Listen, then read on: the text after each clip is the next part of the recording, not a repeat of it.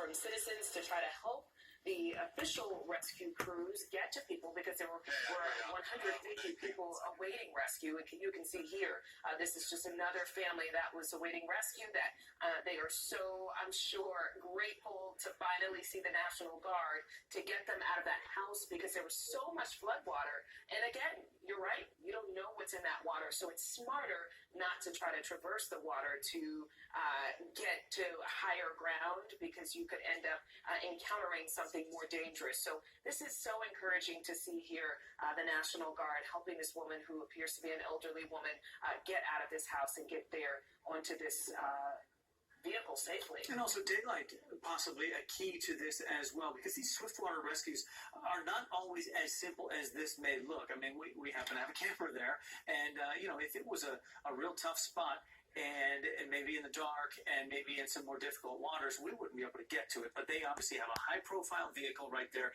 and I'm not sure the circumstances. Maybe we rode with them. I don't even know. But right here, as you have the live rescue continuing, you can see this vehicle is the type that can get through some of those waters that are up above, a foot and a half or so that you can get through there and get these folks out. But these are highly trained rescue teams that have been, dispatched. Finally, they've been waiting, in queue in different places around the area so they can get out and get them and figure out when the time is right, because all those folks, that 150 number in New Bern, that's been for a while. We've been waiting for those folks, and they've been waiting. And I just reached out to the PIO to ask her if there was an update, and she said, 150 is still awaiting rescue, and I'm sure once they are able to communicate with the PIO and the office, or the city of New Bern, the PIO's office, to let them know how many people they've gotten, they'll be able to update us as well. But Elizabeth, we saw this a lot during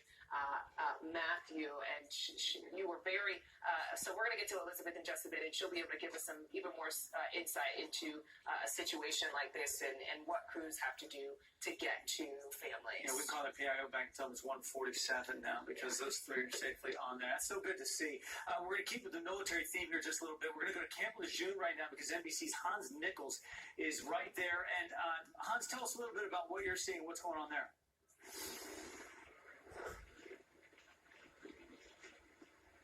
Well, look, this place is a lockdown. It's a curfew. It's a 72-hour curfew through Sunday morning. Now, that means that no one can leave the base. If someone happens to get on, they are accepting people here that have military IDs to come in one of the 4 shelters here. They have about 150 people here sheltered already, and they can take up to 1,500. But this base did not evacuate. They kept essential personnel here. They battened it down, and that's in part because the Marines want to be in a position to help the rest of the community if they get those orders from FEMA and then through the Pentagon. So what you have right now is essential personnel staying back here. The only vehicles that are allowed to be out on the road right now are those fuel delivery trucks, because they've lost power at this base, but they're trying to keep the generators up to keep communications up. In part because they want to stay in touch with some of those Navy ships off the coast. Remember, you've got the USS Kearsarge and the USS Arlington. Both of those are in a position. They've got surgical teams, they've got heavy lift, they've got medium lift. They have all kinds of assets. They're in a position to help out if and when they're needed. So right now, everyone's just waiting for orders. They're trying to ride this storm out. They've got a lot of sturdy structures here. But as you can see, there is a fair amount of damage here at Camp Lejeune. They'll start with a cleanup and then try to help the rest of the community. Guys? Now, Hans, tell me, the families, the essential personnel you said are still there, but what about the families of some of the soldiers? Have they been evacuated? Some folks did get out of there, right?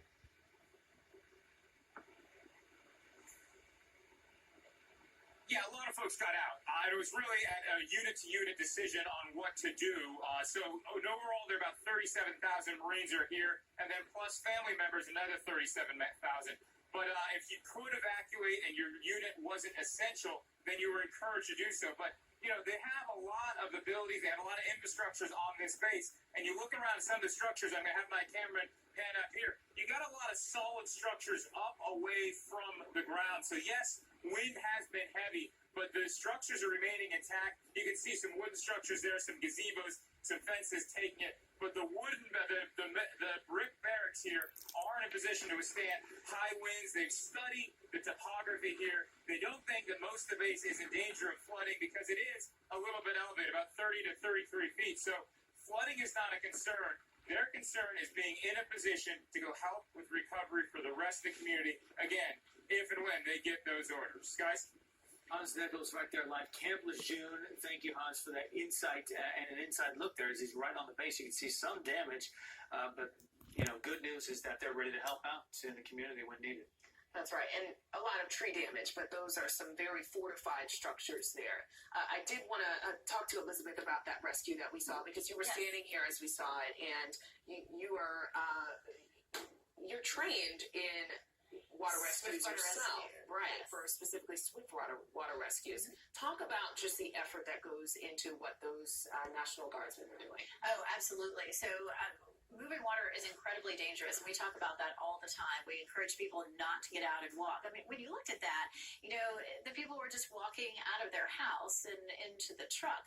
But, you have to have somebody come and get you. You can't just try, even if the water is knee-high, you can't just try to walk out of it. It's a lot more dangerous than I think a lot of people think it is. If water is moving, 6 inches of it will knock you off your feet, and, about a foot of it will wash your car away. So, people need to be exceptionally careful, and they're doing the right thing to call the National Guard or call someone to help them get out. You don't want to try to do this on your own, because you just can't overestimate the power of that water. It's so strong. All right, let's talk about what's going on out there in terms of our rainfall.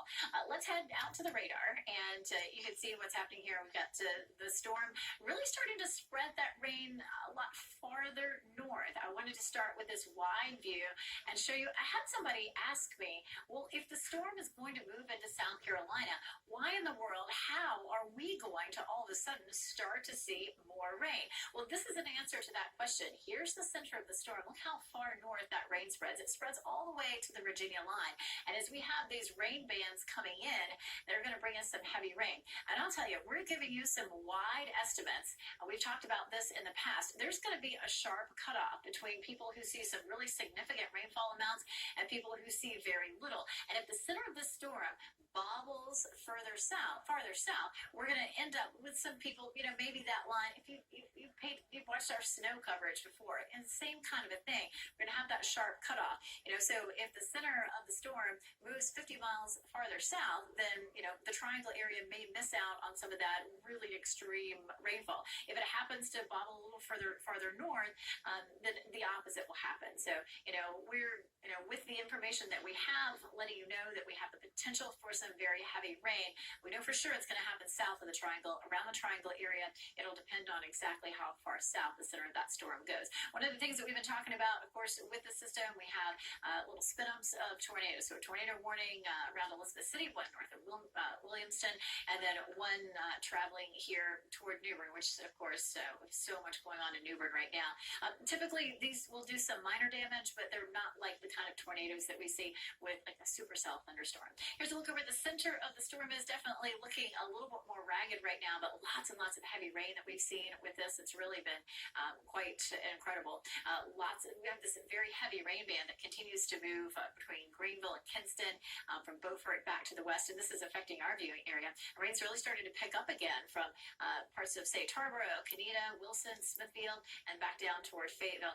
Starting to see heavier rain between Clinton and Newton Grove. So we do have a warning in effect, Fayetteville, Clinton. This is new, so our flash flood warning has been added here for Cumberland County, and I wanted to point out, down here in Sampson County, mile marker 345 on Interstate 40 is blocked with a tree down. Sampson County has seen a lot of heavy rain and some stronger winds, and so again, a westbound lane of I-40 at mile marker 345 at Sampson County is the road is blocked there. So our flash flood warning is stretching farther to the west. So back here in Harnett County, Johnston County, we're looking at Wayne County and Wilson County all in that warning. And look at how much rain we've seen. Looking at 3-4 inches of rain from, say, the Wake County line eastward as you head over toward Goldsboro. So really impressive rainfall totals. This is 48-hour rainfall totals, and then we get into the 6 to 9 inch totals as you head closer to Morehead City.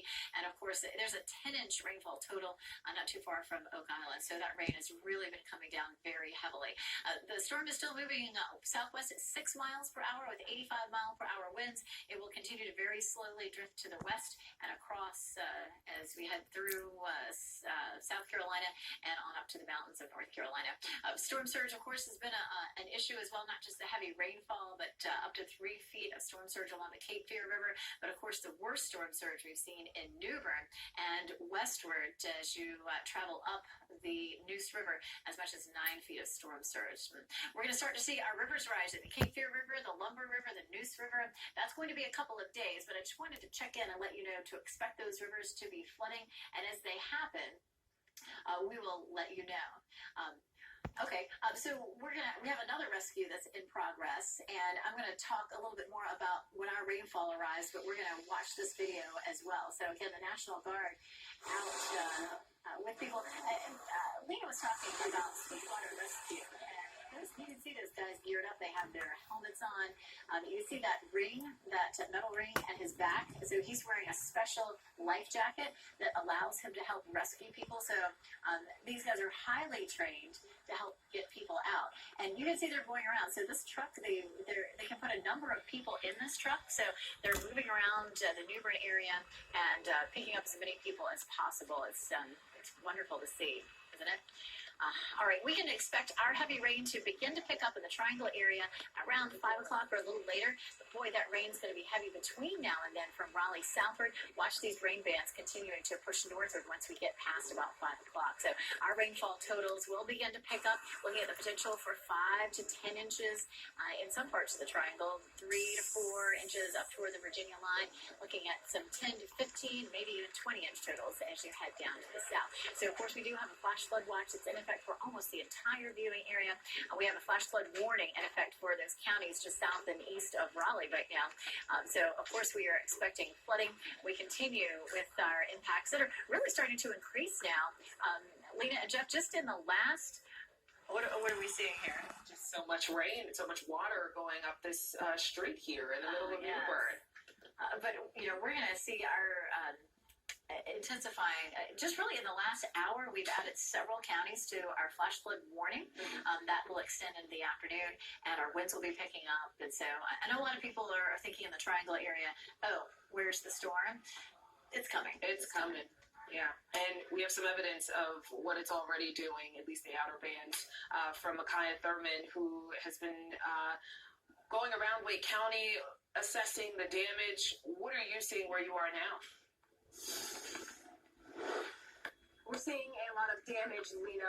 Right now, we are off of Roundtree Circle. This is just off of New Hope Road. If you're from Wake County, Raleigh area, you know exactly what I'm talking about.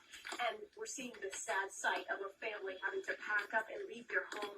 Right now, it's happening across the street after a tree fell onto their home behind it. This damage is exactly what we warned folks about. The possibility of trees coming down on the back. You can see behind the home there, that tree sprawling across 2 townhomes here in this community, the 2908 and the 2912 home.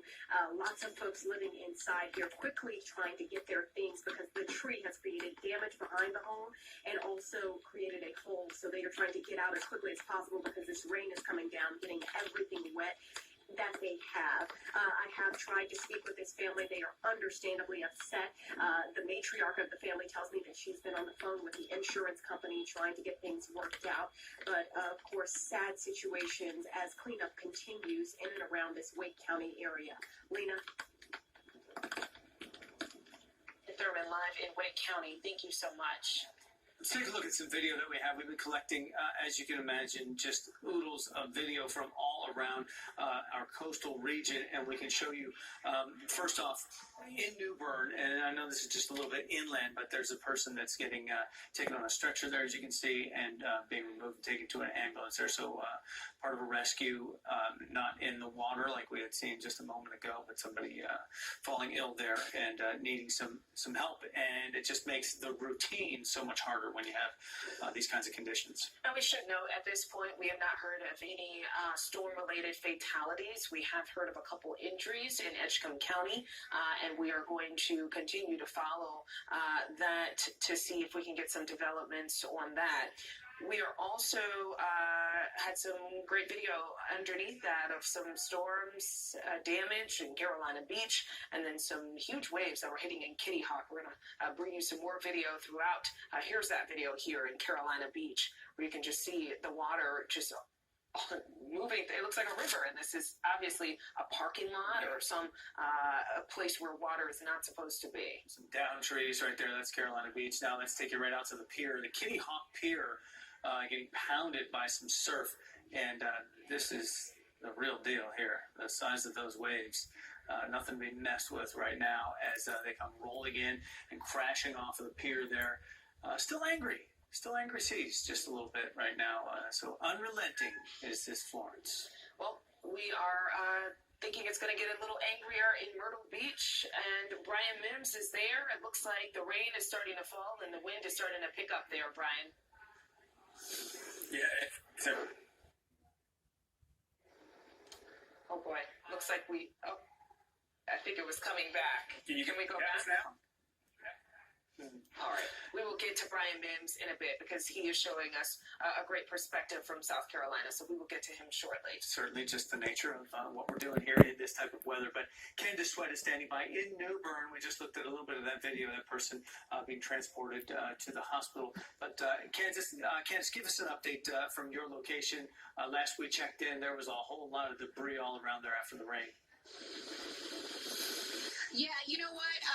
This is just a good example of why officials are telling people that there is still a 24-hour curfew. We are not maybe just a couple of miles away from where we were when we last checked in. And look at this, all of this debris. This is amazing. If you can see a little bit farther down this road, that is the Neuse River spilling up into New Bern, basically. The Neuse River is invading the city of New Bern, and this is exactly why they want people to stay in. They've still got a lot of rescues to go. Now, the last I checked, I went to the fire department a few minutes ago, and the mayor is in a meeting with other emergency personnel, and they are, of course, checking in and trying to figure out how to execute their plan. So we're trying to nail down an exact number of how many rescues they still have to go. But this is, my mind is blown as I'm looking, and this is the Neuse River coming up at us, and all of this debris, and just a good example of, 3 miles away, we were standing in an area where people were walking and driving around and coming out of their house and wanting to look, and we come around the corner and there's that. So New Bern officials, again, there is a 24-hour curfew in effect right now. Rescue crews, boats are out, shelters are open, so if you need to get to a shelter, certainly that's a completely different situation, and they're willing to help you there. But if you can, stay in. Down the street behind you, Candace, have Daryl Pryor. You're with Daryl Pryor, right? Zoom in down the street there. What is that down there? Is that part of the river just coming down the street at you? That is the river. Daryl, I don't know if you can push in as much as you can. That is the Neuse River. That is the Neuse River. Absolutely. And I actually double-checked because photojournalist Jamie Munden is a lot more familiar with North Carolina in general than I am. And when we came up on this street, oh, my gosh, there are people. I don't know if you guys saw that, but people are basically out in the water. On their jet skis. People just went by on their jet skis. Can we see that, Daryl? Wow. They went by Daryl, if you can push in as much as you can, but people are in this river on jet skis. That is absolutely amazing, and dare I say, irresponsible. When I checked in with, again, Jamie Munden, he knows this area a lot better than I do, and I said, Jamie, is that the Neuse River? And he said, yeah, that is the Neuse River coming up, and this is not the only street where we're seeing this. This is, throughout New Bern. So if you need an example of why this is still a very critical time for New Bern, this is it. In Craven County, this is absolutely it. Absolutely. And Candace, not to mention, that's a massive dumpster right there that looks like it was just blown around, in addition to all of the trees and the debris. I mean, these are really huge objects that are flying around, and it's just so dangerous. Thank you so much for showing us this, but that Neuse River looks scary. Well, Daryl Pryor and Candace went on the scene right there. Thank you, guys. And I don't know where the river ended or the street started. Yeah.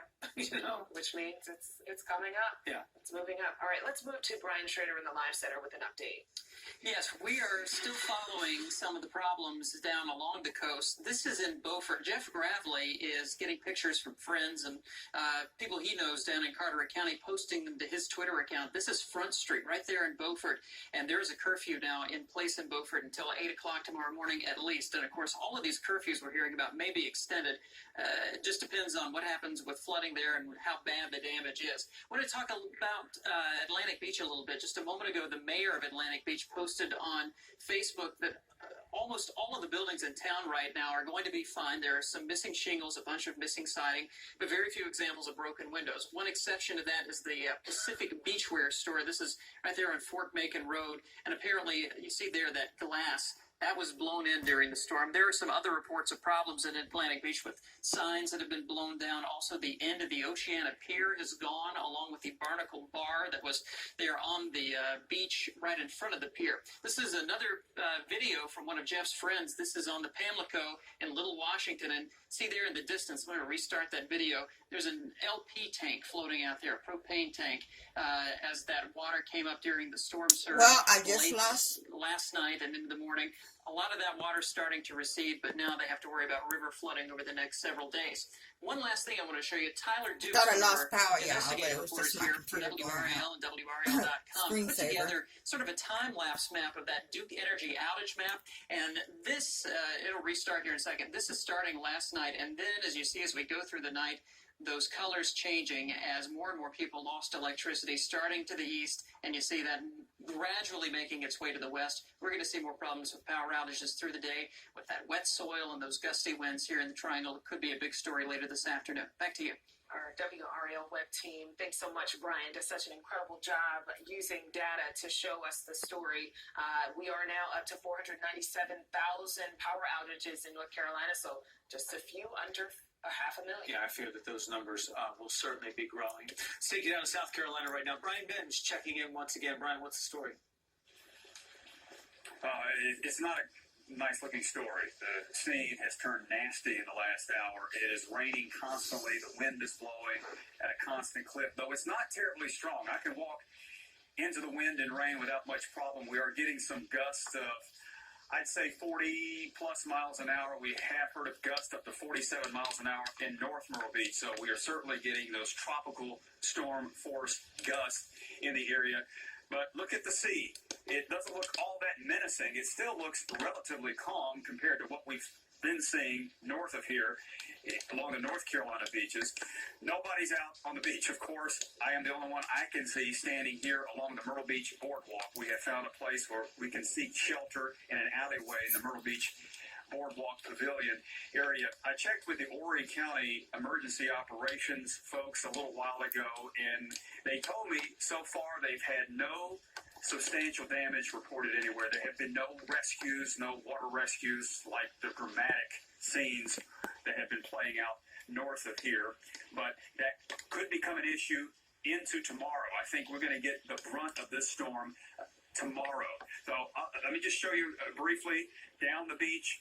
This is southward, and nobody's out. Just a couple of media personnel a little ways down, but some debris, some tree limbs and twigs there on the boardwalk. But this place is vacant. All the hotels empty. Tourists have gone. There's been a curfew overnight, 12 hours, 7 p.m. to 7 a.m. People are not allowed to be out wandering at night. So things are getting worse in Myrtle Beach. We will continue to monitor the deteriorating conditions here in Myrtle Beach from the Myrtle Beach Boardwalk. We'll send it back to you up in the Triangle. I was watching your live shots yesterday on Myrtle Beach, Brian, and I'm happy that it is a ghost town now because there were so many people out looking at the surf yesterday. Brian Mims, live in Myrtle Beach. Brian Mims hanging tough there, no doubt about it, when others won't, and they have left. All right, 10:52 is the time right now. Let's get out to Holly Springs. We'll visit once again with Drive 5. Actually, Jeff Gravely's gotten out of Drive 5 now, and what's the scene there now, Jeff? Yeah, Jeff, we're actually on Castle Road, which is just off of 55, near Holly Springs High School here in Holly Springs. And we heard there was a tree down, and as you can see right here, the branch was snapped, which is certainly a wind force situation as opposed to a tree being uprooted by its ground, which would mean a saturated ground. Now, this large limb went into this power line and took out the power right here. But just about 5 minutes ago, the Holly Springs Fire Department was here and deactivated and clipped this line. So people that are still trying to travel on Cass Holt Road, you are able to. As a matter of fact, a couple of trucks stopped up here when they saw the lines across the road and wondered, are we okay to stop? And I was like, thank goodness we were here about 5 minutes ago to see the fire department and all of the emergency workers clip this line to deactivate it. So this line, even though it's on the road, is not an active power line, but here at Cass Holt Road and Rouse Road in Holly Springs, a tree limb. It's hard to call it a tree limb when you've got about a 2-foot circumference of the tree itself, but the tree limb has fallen. And so people around here do not have power. We've seen spots across Holly Springs where people don't have power. A lot of places here do. And again, as I mentioned about an hour ago, this is hard to believe that we have not had that much rain, but we have had these gusts of wind, and that's what you see right there, tree limbs taking out power lines. Jeff, Lena? All right. Jeff Gravely there in Holly Springs showing some of the damage and the resulting power outages that come with it. And Claudia Rupsich is also in the Triangle reporting on what she's seeing, some of the damages. There was a massive tree behind her in her last live shot. Claudia, where are you now?